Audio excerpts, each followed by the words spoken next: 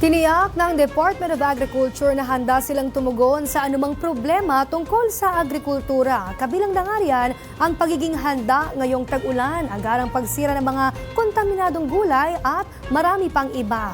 Ang detalye ihatid sa atin ni Micael Aviso.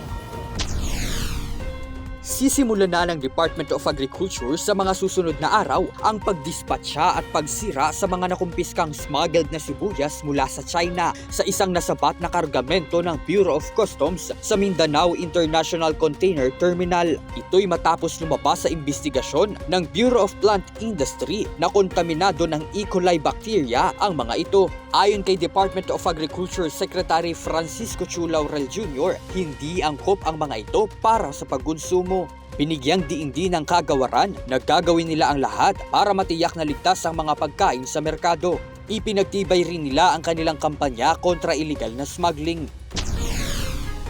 Siniguro naman ng DA na walang dapat ikabahala ang publiko sa posibleng epekto ng malalakas na pag-ulan ngayong planting season. Ayon kay DA spokesperson Assistant Secretary Arnel de Mesa, makakatulong pa nga ang pag-ulan na mapatubigan ang mga lupaing sakahan at mapataas ang water level sa mga dam.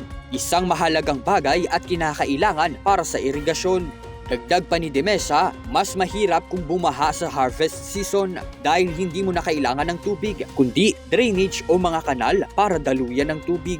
Siniguro naman ng ahensya na handa silang tumulong at tumugon sa anumang problema hinggil sa agrikultura.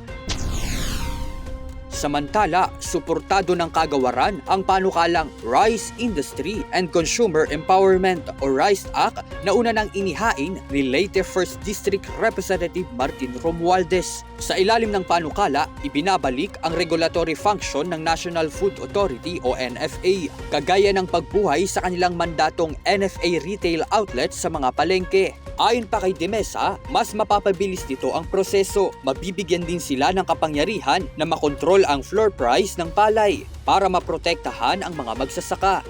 Para sa totoong balita sa Bagong Pilipinas, Micael Aviso, Conquest News.